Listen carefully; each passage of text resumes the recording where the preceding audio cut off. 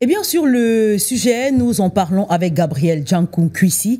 Il est le secrétaire exécutif national de l'ANIPES, l'Association nationale des instituts privés d'enseignement supérieur, sur ce débat autour de la formation médico-sanitaire et les querelles qui portent principalement sur la capacité des IPES à former le personnel médico-sanitaire, une compétence que l'Ordre national professionnel médico-sanitaire leur conteste depuis des années. Bonsoir, monsieur, bienvenue sur ce plateau. Bonsoir Madame Gare, bonsoir aux téléspectateurs de Dash TV.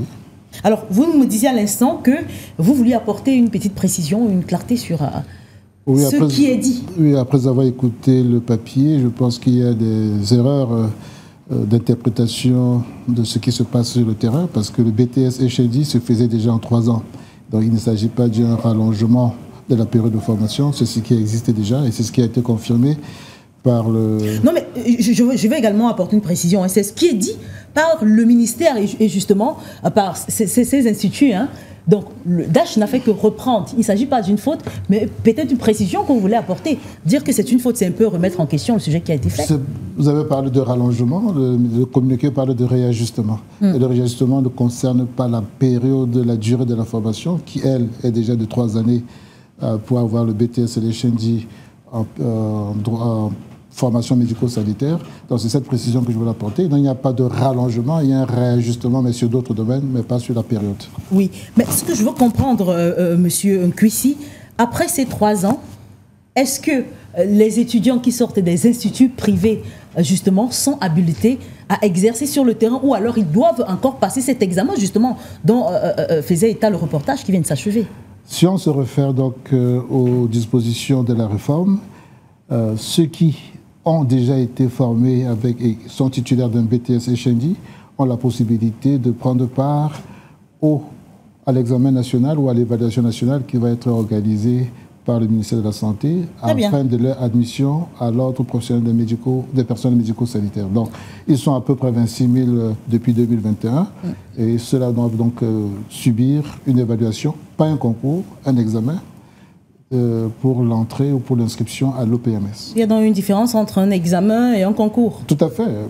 Dans le concours, on choisit, il y a des places prévues, il y a un nombre de places prévues, et on choisit les meilleurs. Mais dans l'examen, on prend tous ceux qui ont la note minimale requise. Je reviens quelques pas en arrière. On a des milliers qui aujourd'hui sont détenteurs de diplômes. Alors, qu'en sera-t-il d'eux? Est-ce qu'ils devront poursuivre, quitte à ce qu'ils composent après et on comprenne les meilleurs, ou alors ce diplôme tant contesté, est-ce que vous maintenez justement d'abord les formations au sein de vos instituts? Non, nous maintenons les formations au sein des institutions privées d'enseignement supérieur. Alors, il faut apporter plusieurs précisions parce que tout est mélangé là. Premièrement, d'après l'esprit du communiqué conjoint du 16 août, c'est l'ensemble des structures de l'enseignement supérieur qui est concerné. C'est-à-dire que les universités d'État, les institutions privées d'enseignement supérieur, les institutions dépendantes de la plateforme des institutions privées de catholiques ou de protestants. Ça, c'est la première chose qu'il faut relever. La deuxième chose qu'il faut relever, c'est que ceux qui sont en 2e année et en 3e année dans les institutions privées d'enseignement supérieur ou ailleurs continuent leur formation dans leurs propres institutions, mais avec le programme du MinSanté. La troisième chose, c'est que ceux qui sont déjà diplômés, ceux qui ont déjà le BTS HND, vont donc subir un examen national, une évaluation nationale avant le mois de décembre, pour ce que nous avons entendu, pour pouvoir être inscrits à l'ordre. Donc voilà les 3 précisions qu'il faut donc apporter dans l'esprit du communiqué conjoint, puisque nous y avons pris part de manière active. Du côté de Yaoundé, justement, où vous avez demandé un sursis afin de vous adapter aux nouvelles exigences qui sont mises en place? En effet, l'Association nationale des institutions privées d'enseignement supérieur, réunie en assemblée générale extraordinaire lundi dernier, lundi le 23 septembre, a pris un certain nombre de décisions ou de résolutions qui, pour résumer, demandaient au gouvernement, notamment au chef du gouvernement, d'accorder un sursis pour l'application des réformes. Les réformes que nous acceptons, les réformes qui sont nécessaires, les réformes qui sont utiles aujourd'hui, parce que sur plusieurs points, il était temps que les choses soient les pendules soient remises à l'heure. Oui. Nous pouvons prendre plusieurs. Le premier, c'est l'ordre juridique. Les dispositions juridiques qui régissent, qui encadrent la formation médico-sanitaire au Cameroun sont vieilles de 40 ans.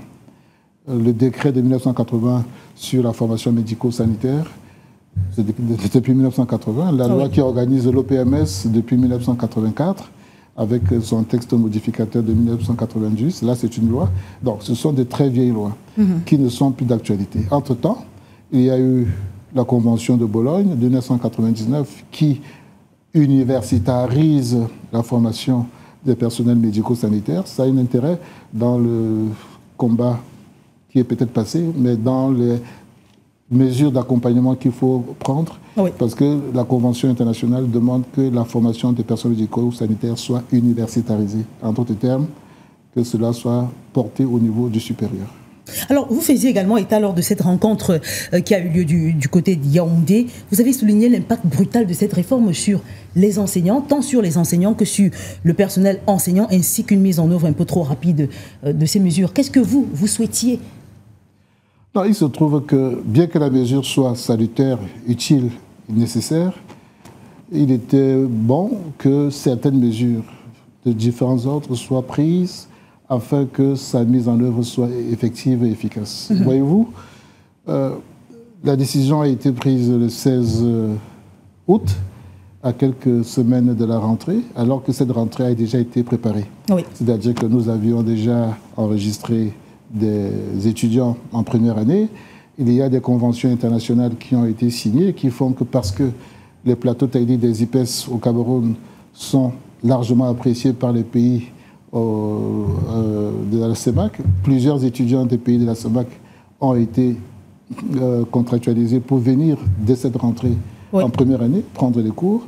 Il y a d'autres institutions qui ont des conventions, d'autres IPES qui ont des conventions avec l'international, en Grande-Bretagne, aux États-Unis, en France, etc., qui forment des étudiants qui ne sont pas destinés au marché camerounais. Donc, ça pose des problèmes sur le plan, ça c'est le plan académique. Sur le plan socio-économique, vous vous rendez compte que les IPES, dans leur souci d'améliorer leur plateau technique, de leurs infrastructures, ont pris d'énormes prêts qui doivent être remboursés. Il a donc fallu, il faut du temps pour pouvoir discuter avec les partenaires et les banquiers afin que des réajustements soient pris pour tenir compte de cette nouvelle donne. Et puis le point le plus important, c'est les programmes. Les programmes aujourd'hui ne sont pas encore harmonisés.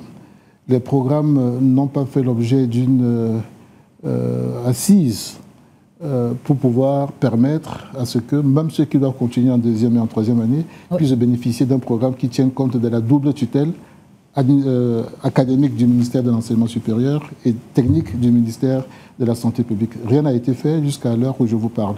Alors, pour toutes ces raisons, et il y en a d'autres, bien sûr, il y a le choc émotionnel que les promoteurs ont dû subir. Quelqu'un qui a investi 200 millions, 300 millions, de s'entendre la veille de la rentrée dire qu'il ne peut pas recruter. Nous avons même des promoteurs qui ont failli passer de l'autre côté, tellement le choc était violent.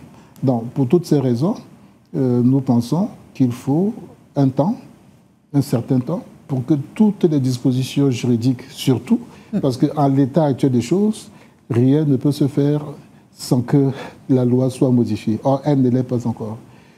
Toutes les dispositions que l'on va prendre, qui sont contenues dans la réforme, ont besoin d'un cadre légal, d'un cadre législatif ou réglementaire qui encadre tout cela. C'est pour cela que, après analyse, bien que nous reconnaissions le bien fondé de telles réformes, bien que nous saluions le courage des deux ministres, notre ministre d'État, ministre de l'Enseignement supérieur, le ministre de la Santé publique, d'avoir finalement accédé à cette nécessité de réforme, nous pensons que sur le plan pédagogique, sur le plan académique, sur le plan juridique, sur le plan économique et sur le plan humain, il y a un geste qu'il faut faire il y a un temps qu'il faut accorder pour que les choses se fassent dans de meilleures conditions. Alors, M. Janko Kussi, en plus des 5 points que vous venez d'évoquer, vous avez également parlé des programmes harmonisés. Alors, l'Ordre des professions médico-sanitaires exprime ses réserves depuis longtemps quant aux formations qui sont dispensées à votre niveau. Ça voudrait dire que ce n'est pas des professionnels qui dispensent des cours. Ça voudrait dire que vous n'avez pas les outils nécessaires au sortir de ces formations pour que vos étudiants, vos apprenants soient des personnels médico-sanitaires pleins, ou alors quel est le problème? Bon, nous n'allons pas refaire le débat qui a précédé la... Oui, on veut quand même savoir pour beaucoup de parents où est-ce que vos enseignants sont recrutés, notamment dans le secteur. C'est l'un des problèmes ici qui a été soulevé par l'Ordre des professions médico-sanitaires. Le problème n'a jamais été fondamentalement académique. C'est un prétexte. Parce que ceux qui enseignent dans les centres de formation relevant du ministère de la Santé sont tous sortis des IPES. Ah oui. Parce que ceux qui sont formés strictement dans le cadre du ministère de la Santé ne peuvent pas avoir plus que le DE, c'est-à-dire le diplôme d'État, parce que c'est un diplôme qui ne vous accorde pas la possibilité d'aller à l'université. Donc, pour pouvoir aller Bac plus 4, Bac plus 5, Bac plus 6, en matière de soins médico-sanitaires, ça ne peut être qu'à travers les IPES, ça ne peut être qu'à travers les structures du ministère de l'Enseignement supérieur. Donc, c'est un faux débat. Et dans la réalité, madame, dans la réalité, tous ceux qui enseignent, je vous ai dit, dans les centres de santé relevant du ministère de la Santé, viennent du ministère de l'Enseignement supérieur. La majorité en tout cas. Même les plateaux techniques, les laboratoires qui sont utilisés pour former, la plupart des centres de formation relevant du ministère de la Santé viennent sous-louer, sous-traiter dans les IPES pour pouvoir assurer cette formation. Parce que de loin et de très loin, les infrastructures des IPES sont aux standards internationaux. Ce n'est pas toujours le cas de l'autre côté. Alors, je vous pose la question en termes plus simples. Hein, excusez-moi d'insister dessus. Alors, selon justement cette organisation, les diplômes que vous délivrez ne respectent pas les normes de formation requises pour garantir la sécurité de patients. Vous avez parlé tout à l'heure d'un prétexte. C'est encore un prétexte parce que les IPES ne délivrent pas de diplômes. Les diplômes sont des diplômes d'État ou des diplômes reconnus par l'État. Et même pour le cas du BTS et du HND, ce sont des diplômes créés par l'État, reconnus par la loi du 25 juillet 2023. C'est très récent. Donc, on ne peut pas dire que les IPES ont créé un diplôme. Ça, c'est la première remarque. La deuxième, c'est que les programmes qui sont enseignés dans les IPES sont des programmes qui ont été élaborés en relation avec le ministère de la Santé publique et les experts du ministère de l'Enseignement supérieur. Et les IPES sont obligés de les appliquer. Donc nous ne fabriquons pas des programmes. Ce sont des programmes officiels que nous suivons. Troisième chose, l'évaluation qui est faite n'est pas faite dans les IPES. C'est le BTS, c'est le HND qui est organisé par l'État. Donc il n'est pas question de dire, suspecter les IPES d'avoir créé un programme, de s'être donné les autorisations, parce que même les autorisations, c'est le Premier ministre qui donne l'autorisation aux IPES pour pouvoir former dans les centres. Aucun IPES ne peut se lever le matin et créer son IPES formé en santé ou en d'autres matières. Donc ce sont des autorisations. Donc, sur ce point, les IPES n'ont rien à se reprocher sur le plan légal, parce qu'ils ont respecté la législation, la réglementation en vigueur. En revanche, oui, parmi nous, il y a quelques brebis galeuses, comme ça peut se trouver partout. Il y a des structures qui ne sont pas aux standards normaux. Ça peut se trouver, mais dans la grande majorité, et nous pensons, ce n'est plus peut-être le cas, mais il est question que des audits soient organisés dans les deux systèmes afin que soient extirpés, que soient extraits celles des structures qui ne répondent pas aux normes standards de formation du personnel médico-sanitaire. Mais cet audit doit être fait des deux côtés. Alors, je vous laisse partir, non sans vous avoir posé la toute dernière question. Aujourd'hui, on a eu à Yaoundé un conseil de cabinet du mois de septembre. On s'attendait à ce que soit soulevé justement ce problème, malheureusement, Gabriel. Disons, ce n'est pas nous qui fixons l'agenda du conseil de cabinet. Nous avons adressé de manière officielle un message au Premier ministre et chef du gouvernement à l'effet de solliciter un sursis d'application des effets de la réforme. Mais nous ne contestons pas la réforme. nous demandons un sursis. On ne peut pas prendre une décision à 8 heures pour la faire appliquer à 10 heures. Même la grande loi d'orientation sur le personnel médical, sur l'orientation sur l'enseignement supérieur a été adoptée le 25 juillet 2023. Les députés de la Nation, les chefs de l'État ont accordé 1 an aux IPES pour s'arrimer à cette nouvelle loi. On ne peut pas, avec le contexte actuel, à 2 semaines de la rentrée, 3 semaines de la rentrée, prendre des mesures et exiger qu'elles soient d'application immédiate. Nous pensons, comme on l'a expliqué, qu'il y a plusieurs raisons qui devraient, et nous comptons donc sur la très haute sagesse de son Excellence le chef de l'État, M. Paul Biya, nous comptons sur la très haute diligence de son Excellence Chief John Ngouté, Premier ministre, chef de gouvernement, afin que cette question, il n'est pas tard. Et... bien, le plaidoyer, justement, et qu'est-ce que vous comptez faire? Puisque là, nous sommes à quelques jours. Qu'est-ce que vous comptez faire? Est-ce que vous allez poursuivre avec la formation? Est-ce que vous allez l'arrêter? Que vont devenir vos étudiants? Alors, il y a un problème que je n'ai pas relevé tout à l'heure, c'est celui des redoublants. Parce que les ISPES, on ne passe pas de manière automatique de première en deuxième année dans les ISPES. Donc, ceux qui ont échoué pour passer en deuxième année, qu'est-ce qu'ils vont donc devenir? Donc, c'est une question de fond qu'il faut aussi adresser. C'est pour toutes ces raisons que nous pensons que la mesure est salutaire, les réformes sont nécessaires, mais un temps aussi est utile pour pouvoir les mettre en œuvre. On espère donc que vos revendications seront prises en compte par l'État du Cameroun. Rassurez-vous, il n'est pas prévu que nous descendions comme le personnel de santé dans la rue avec des pancartes ou bien des grèves. Ce n'est pas prévu, ce n'est pas dans notre agenda, ce n'est même pas dans notre intention.